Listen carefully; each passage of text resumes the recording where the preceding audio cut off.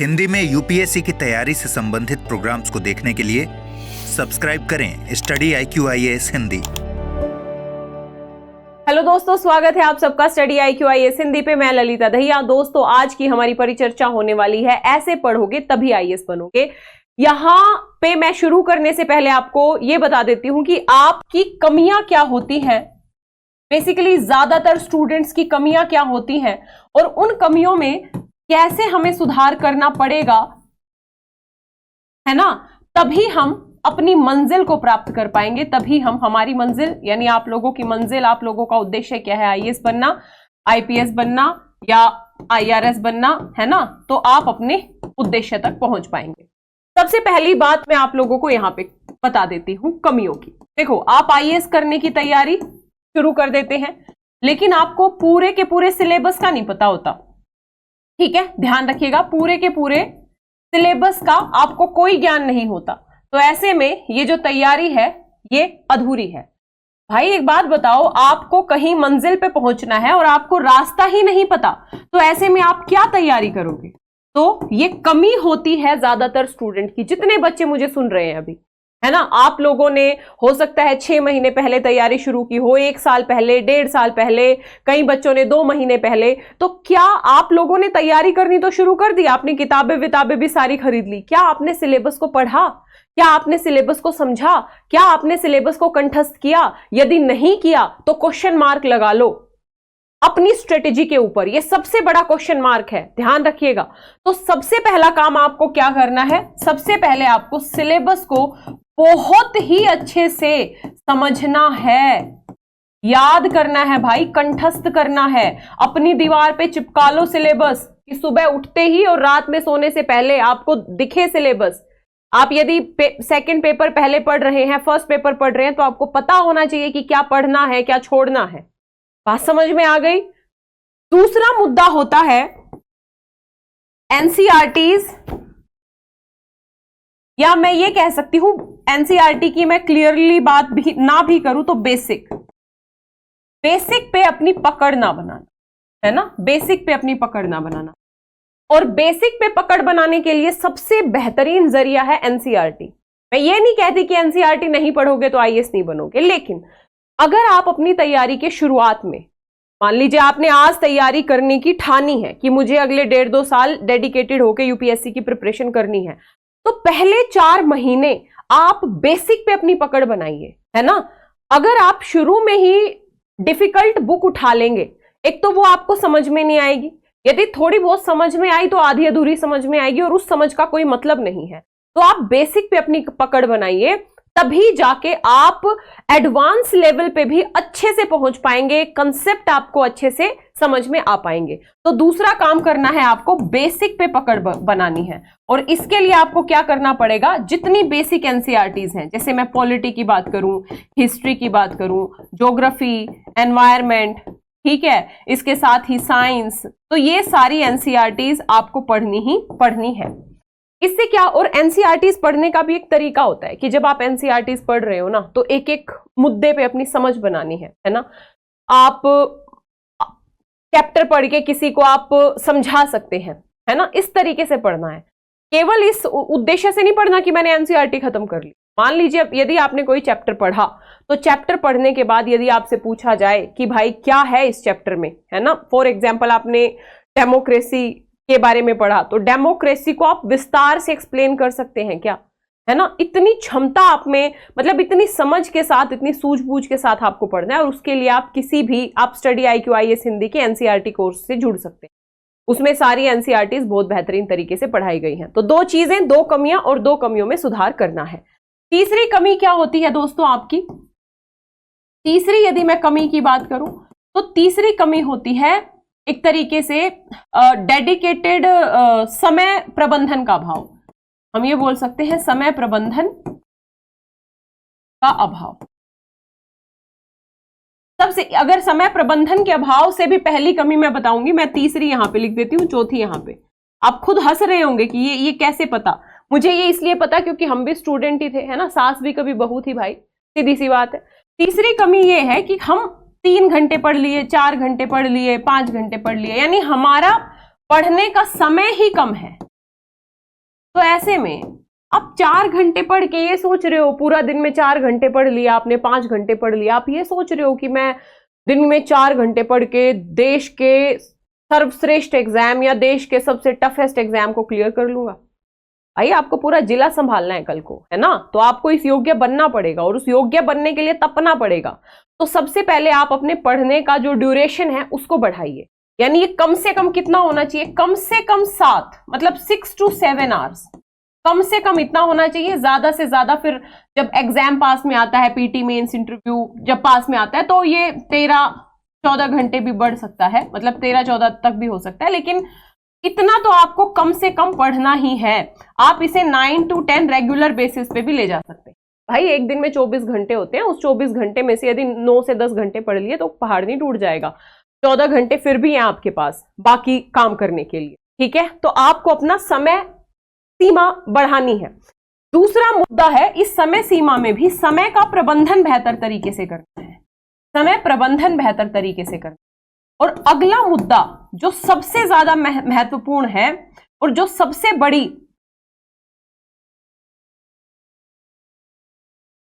बड़ी कमी है आप लोगों की, निरंतरता का अभाव, कंटिन्यूटी का अभाव।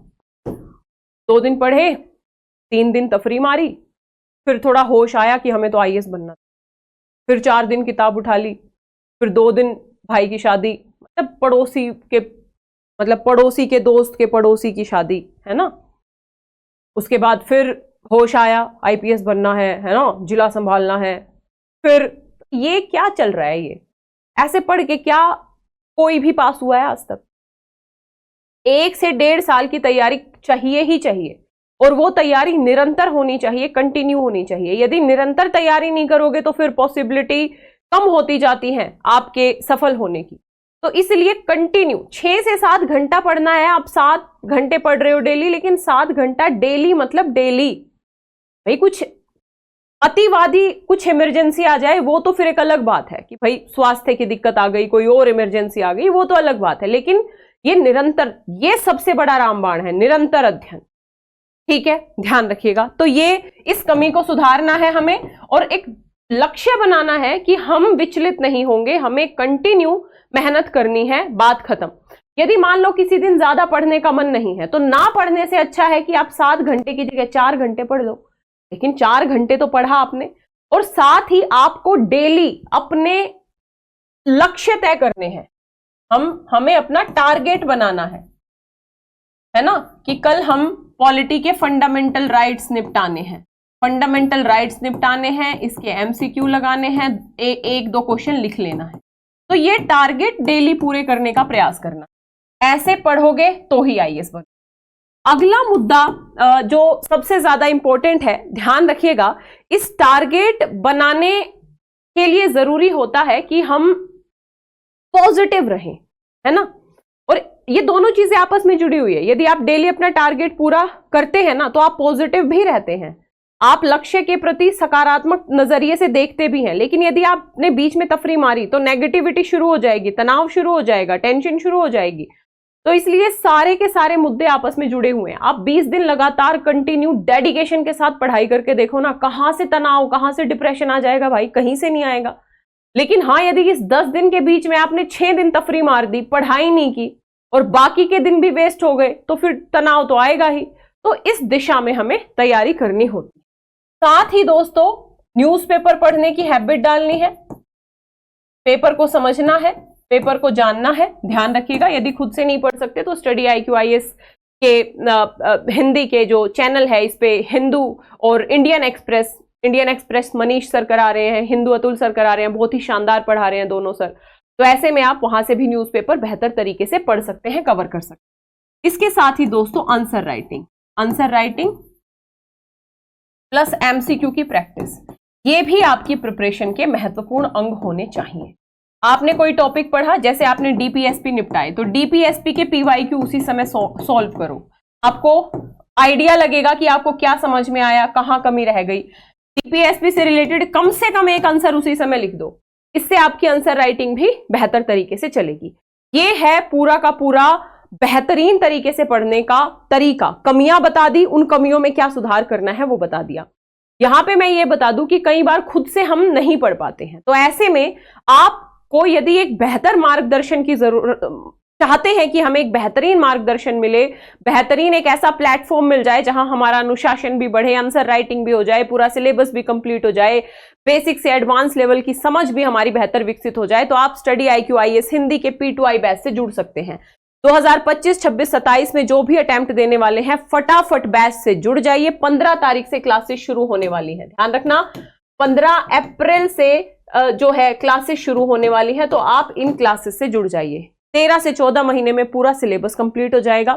डेली आंसर राइटिंग की सुविधा है, डेली एक क्वेश्चन आपको दिया जाएगा जो पढ़ाया गया है उसमें से आपका आंसर चेक होके आएगा। तो इस तरीके से यदि आप एक साल लगातार आंसर लिखोगे तो सोचो आप किस लेवल पे पहुंच जाओगे, लेकिन मेहनत तो आपको करनी है दोस्त। CSET, करंट अफेयर्स, एसए सब कुछ इस बैच में इंक्लूड है, बेसिक से लेके एडवांस लेवल तक। ये एक फाउंडेशन बैच है जिसमें PT, मेंस, इंटरव्यू तीनों स्तर की प्रिपरेशन इंक्लूड है। Foundation batch, PT special classes, main special classes, interview guidance program सब कुछ इसमें इंक्लूड है। तो देर किस बात की, फटाफट स्टडी IQ की ऐप या वेबसाइट पे जाइए, या इस वीडियो के डिस्क्रिप्शन में लिंक दिया होगा, उस लिंक पे जाके भी आप क्लिक कर सकते हैं और LD लाइव कोड LDLIVE इस LD लाइव कोड के साथ आपको ये जो कंप्लीट बैच है मात्र 29,999 में मिल जाएगा। 18 किताबों का सेट बिल्कुल फ्री है ना, अभी आपको 18 किताबें इसमें मिल रही हैं। बाकी बहुत सारी सुविधाएं हैं, यदि आप PT पास करोगे तो निशुल्क आपको 2 महीने दिल्ली में हमारा जो गुड़गांव में जो रह के अपनी गाइडेंस में आपको पढ़ाना, सब कुछ इस बैच में बिल्कुल फ्री है।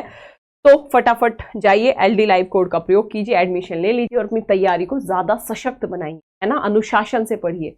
और किसी भी क्लास से जुड़ने का लाभ ये होता है कि एक तो हमारा समय सीमा में सिलेबस कंप्लीट हो जाता है, हमें कोई समझाता है, हमें समझ बेहतर तरीके से आता है, हम डेली पढ़ के जाते हैं, क्लास में पढ़ते हैं, क्लास का रिवीजन करते हैं, तो हम बेहतर तरीके से अपनी प्रिपरेशन को कर पाते हैं।